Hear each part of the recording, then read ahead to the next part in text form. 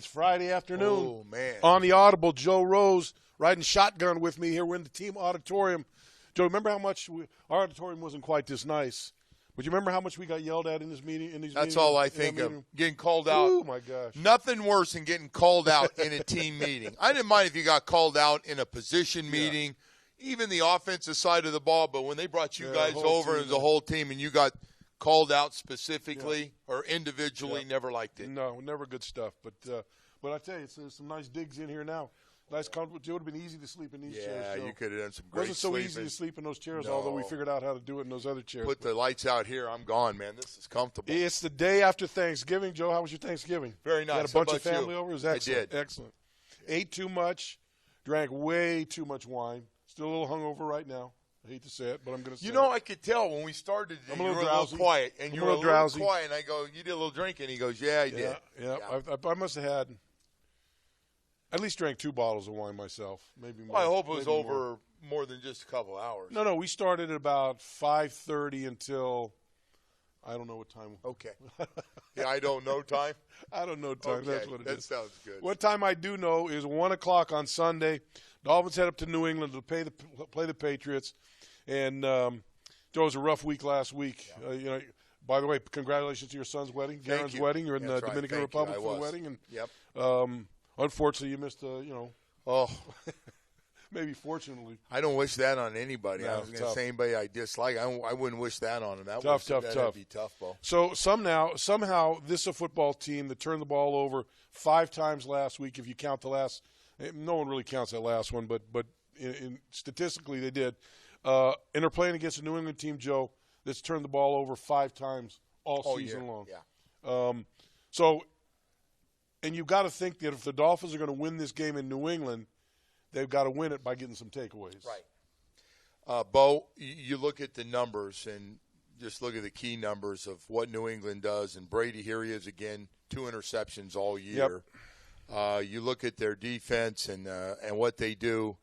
It's they play clean football. Yep. They don't turn the ball over. They don't beat themselves, Bo. And they just make sure all the specifics, they take care of business, and they play clean games. They don't have a lot of penalties, and they win. I think the thing that's amazing, too, about them is just there have been a lot of people coming in and out of those doors. Like over the last, 15 years that they've been at this pace. A lot of guys have come and gone, but the quality of play never changes on that football team. It never changes. It's always, like you said, they do all the little things right. They don't make mistakes. Their players play hard. They're fundamentally sound, and they hold on to the football. They don't give it away. Bo, and the other thing about them, they're better than anybody else in football, clearly better than anybody else. They have a key guy go down. Yep. It's the next man up, and within a month you forget that they lose one of the best middle linebackers in football. Because they don't miss a beat, actually playing better defensively than they were. Still giving up a lot of yards, but not a lot of points. So, Bo, they got a system, and next man up, and the next man up, they don't have the big drop-offs. Yep. It's going to be tough, but this is a Dolphin football team that, as bad as the game was last week, you saw some signs. You saw the big plays coming back into the offense. You did. Some we haven't had really all year long. A number of big plays. He had some big plays called back, but there's you kind of feel like this is like the Raider game, where you played well enough to win, you just didn't win. But now this team somehow, some way on Sunday, Joe, the only way they're going to go up there and win a football game is to play an absolutely perfect football game with no mistakes, no mental errors, no penalties, no turnovers. They just got to play a clean football game, Joe, to have any chance against this New England team. Because you know how it is in that building. That's a tough building to play in. It is, and it's been real tough for the Miami Dolphins. The thing for the Dolphins, we've had 2 games. They're going to look back when this year's over, and I think a lot of fans will agree. They're going to look back at the home game against Oakland, the home game last week against Tampa Bay, and go, we got to win those games. We've seen them both play since and before. Those 2 teams have not played well. Yep. You got to beat them. So, but besides that, you can't have – we're not good enough to overcome that many penalties. No. You got to cut that in half or less. And, Bo, look at all the plays that have been called back. We've had 2 40-plus yard runs called back plays called back that have really affected this team. They've had a touchdown taken off the board. So it's just they got to play clean because it's cost them a lot of first downs, a lot of big plays. So, Joe, what is the formula for this football team and Adam Gase to get these guys turned around and playing in short order? They've got 6 games left, Joe. Right. They've got to win. They've got to win realist. Look, there's an outside chance that an 8-8 team could make it in the AFC. Yeah, you can't. But realistically, you've got to think you've got to win at least 9 games. I agree. So they got to win 5 of their next 6 games. And you know, can it happen? Sure, it can happen, but it's certainly not going to happen if they play the way they played against the Raiders. Really, the way they played in the last 4-game stretch. Right. Yeah, they've lost 4 in a row. Yes. Bo, I worry about confidence. We haven't had a clean game really all season long. We had that long run a year ago. We started playing really good football. Had dominant games against Pittsburgh and Buffalo, and that really got them, really kicked it off and got it rolling.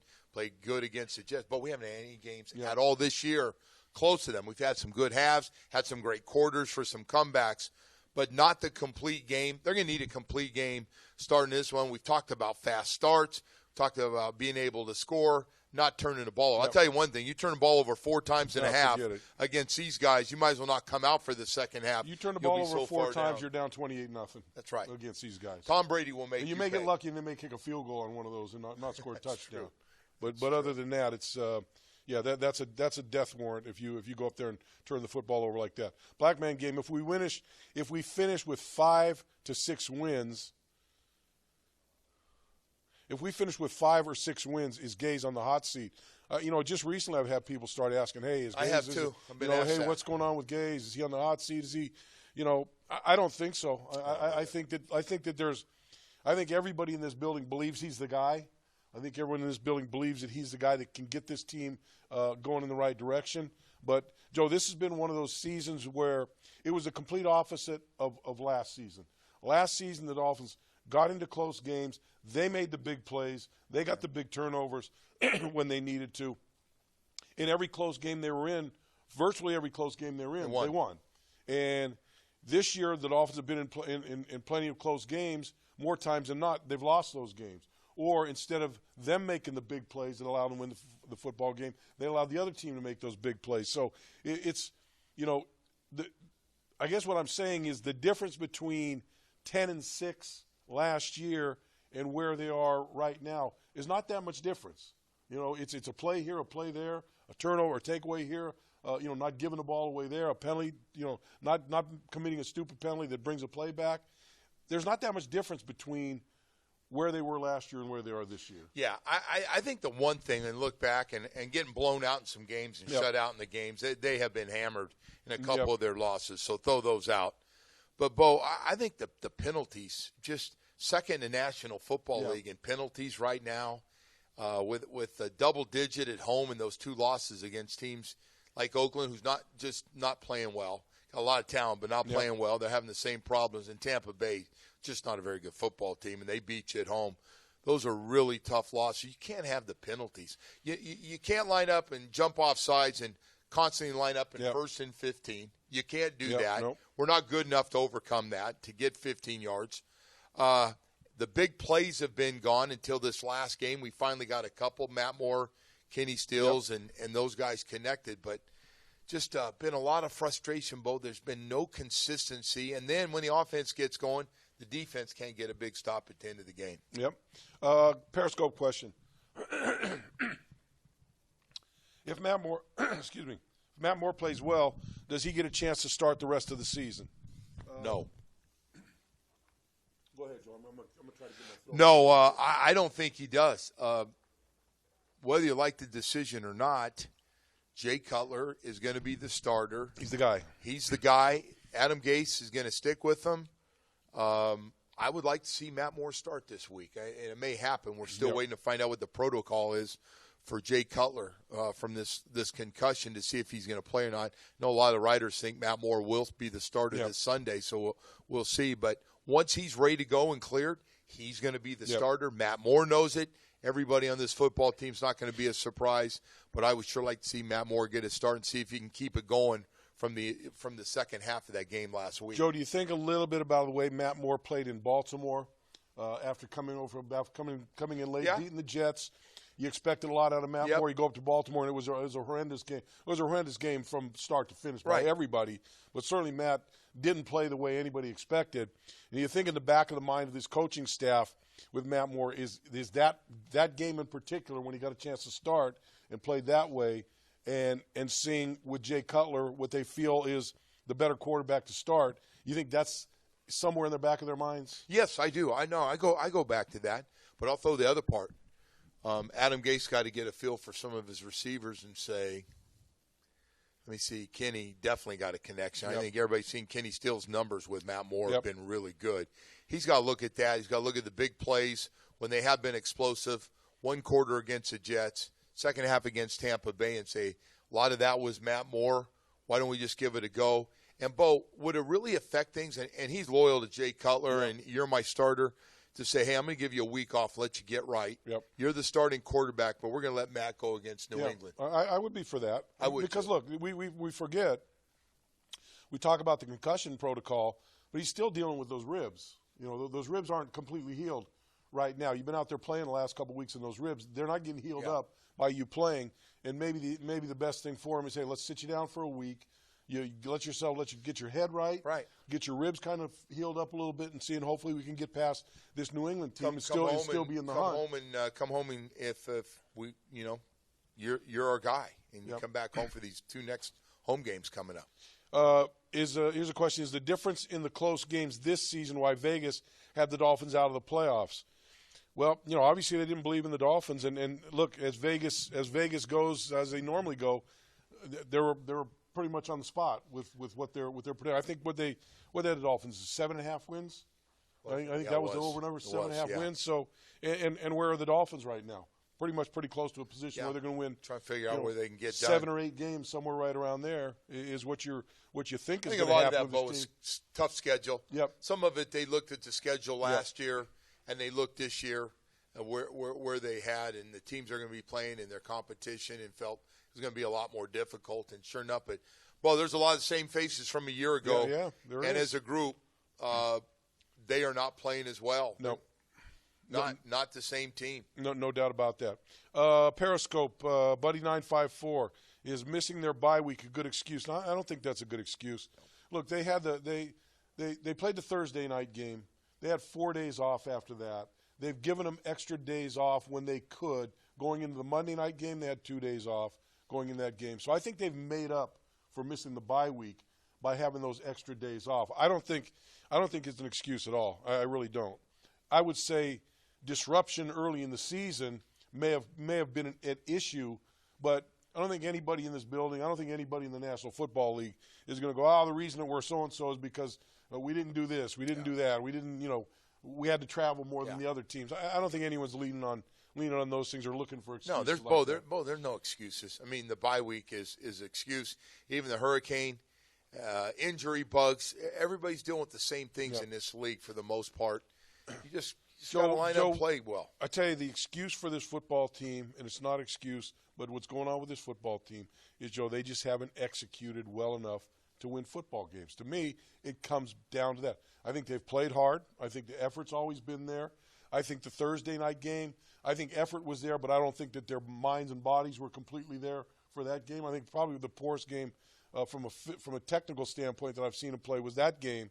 But I just think, Joe, they're not executing properly at almost every position on the field at times. Oh, Bo, you can look across the board. You go through. I know Dolphin fans do this. You go across and you say, what group has really dominated and played well? And you're like, wow, it's a hard group. Haven't as many big plays. I thought the 3 wide receivers were going to dominate. That's what I was going to say. Think how much we talked about during the offseason, Joe. Re-signing Kenny Stills. Devontae Parker looks like he's going to come into his own. Yeah, the breakout year. We're talking about these 4 receivers in that room, how good they were going to be, how many big plays were going to be. And I think everyone would agree if you took that group now and what expectations were going into the season, maybe the most disappointing group in the football team, because forget the big plays. There's a lot of times where they just don't get open, Joe. Right. They don't get open. You can't get the ball to them. You end up taking a sack, or you end up throwing the ball away, or whatever. Or you find Joe. I think one of the things that you look at is how many times have we been in 3rd and long, 3rd and 14, 3rd and 15, 3rd and 18, whatever.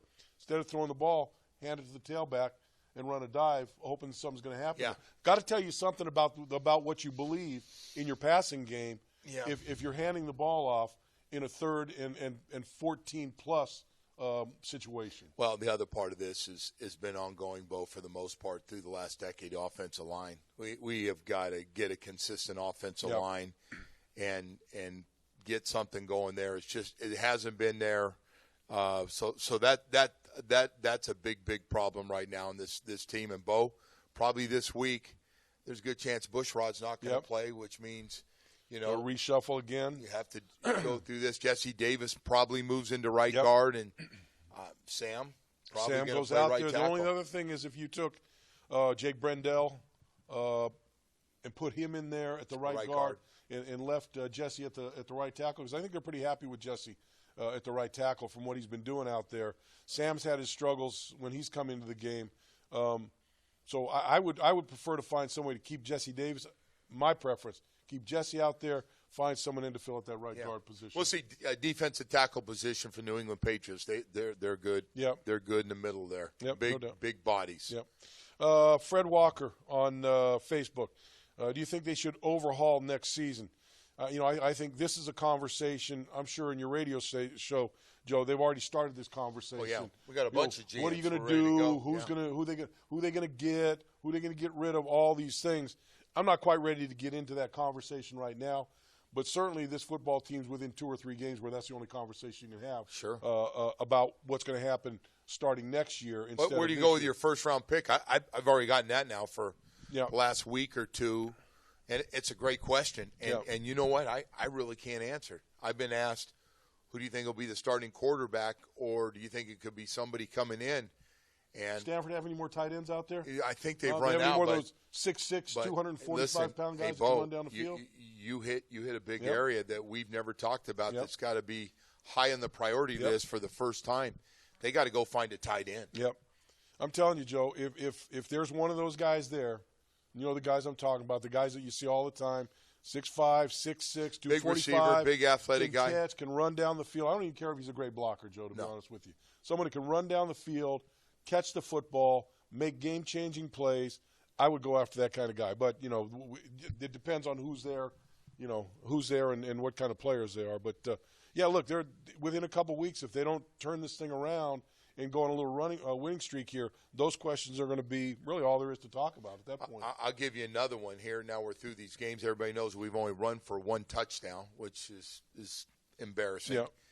Yeah. Our starting corners don't have an interception. Yeah, that's surprising. 2 young guys, no interceptions. And you get TJ back in there. Things should be better. And things look. I'll give you this. To me, when I look at Tank, I think Tankersley's playing pretty well. I think he's challenging balls. I think he's there. Gets beat at times. Xavier's got to pay. He's got to lift his game up a little more. Yeah. He should be a guy that's got more. Should have his hands on more football than he has this year already. Yeah, and I like Xavier. I think he's going to be a very, very good safety in this league. Cornerback. El Chapo Jr. Who's really to blame for the pre-snap penalties? To me, Joe, that's focus. That's offensive linemen. Look, I don't blame coaches. We've had for wide that. receivers. God. We've had other people jump off sides that shouldn't jump off sides. That, to me, is just undisciplined football. If you don't know the snap count, if you can't hold your water until the ball's snapped, especially at home, Joe, there's no excuse for that. Try to get a quick jump. I understand how it happens, but there's no excuse for it. Everybody trying to get off the ball, before your guy you're playing against, try to get an early push there, but that many penalties, and to be talking about the offensive line with 9 of the 17 penalties, it's not acceptable. And I will say this, it makes offensive line coaches, it makes all those penalties, makes your coach look bad. Yeah, no doubt. And look, I've talked to coaches about it in different shows about, what do you do for the penalties? Well, we have officials out at every practice. They're calling penalties and this and that. Well, you know what? If they call a penalty, then there needs to be a little something that follows that with that. Yeah. Whether it's a coach coming over saying, "God damn it, how many times we have to go over this? How many times we have to tell you about this? We're calling them near. You can't just because you tend to me with referees out there, Joe. I know me, and the tendency would be, he called a penalty. All right, fine, I won't do it again. Right. Unless someone it's a penalty, but it doesn't really count. Yeah, unless someone kind of there to reinforce the fact that you just can't do. I mean, look, Joe. Everybody that played on our football team with Don Shula, and again, look, I've mentioned him because he's the only coach I had in the National Football League.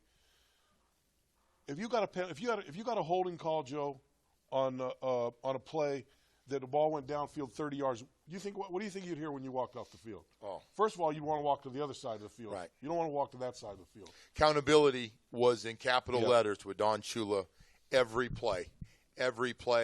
Fumbles and penalties. And every play in practice. The ball was whether you did it in practice. Right. I mean, you heard about it. We ran that perfect plays. I'm not saying everybody else, and probably people get tired of us bringing back the old days, but we ran perfect plays, man. If they weren't perfect, you stayed out there until they were perfect. Yep.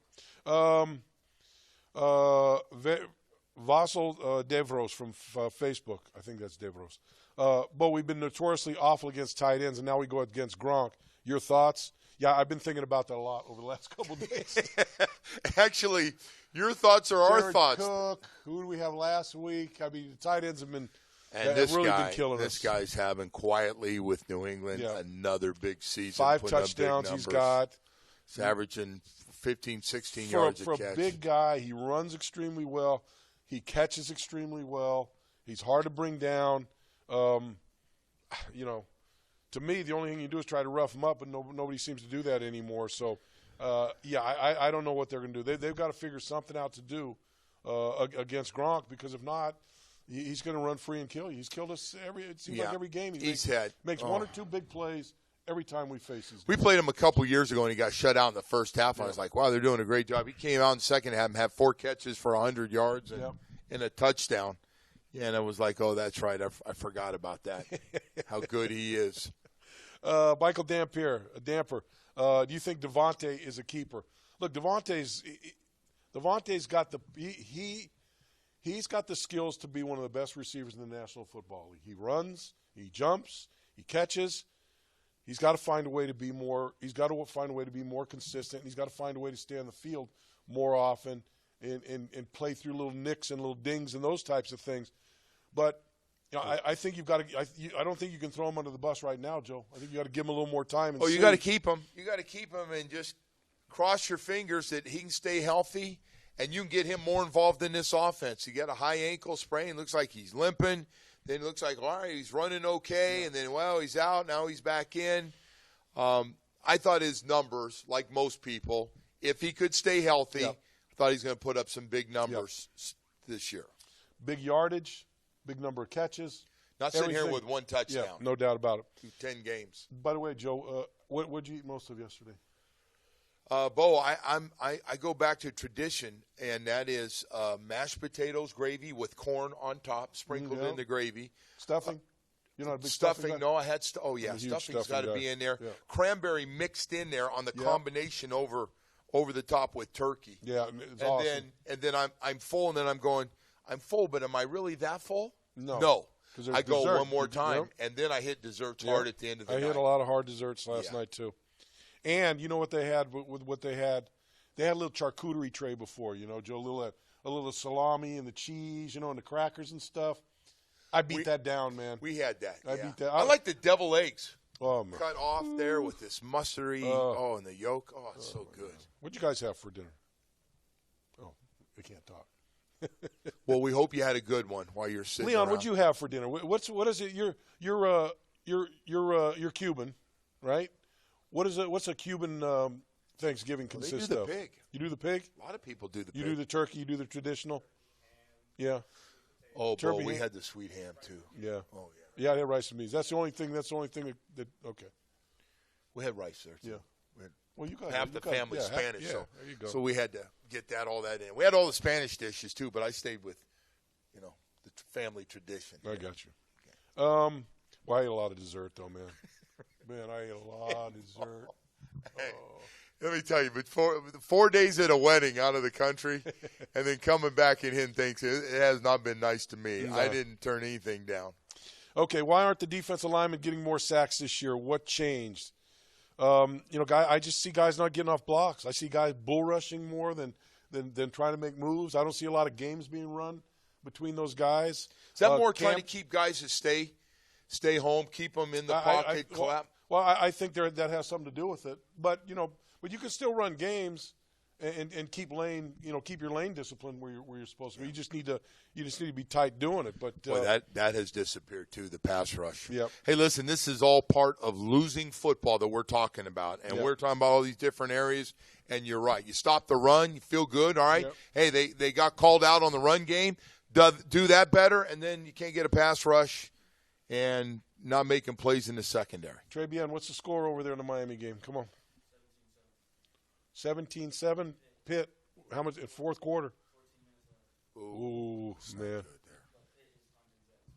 Yeah, but that's not good, man. Boy, that's bad news. All right. Courtney, New Jersey 11 off Periscope. Do you think there'll be some shady calls against the Pats on Sunday? No. There'll be shady calls against us on Sunday. Can't be worse than that safety. Oh. That the officials just came out and said we blew it on that one. Then the NFL goes, how can you review? Yeah. Somebody got to explain. You were asking me about that too.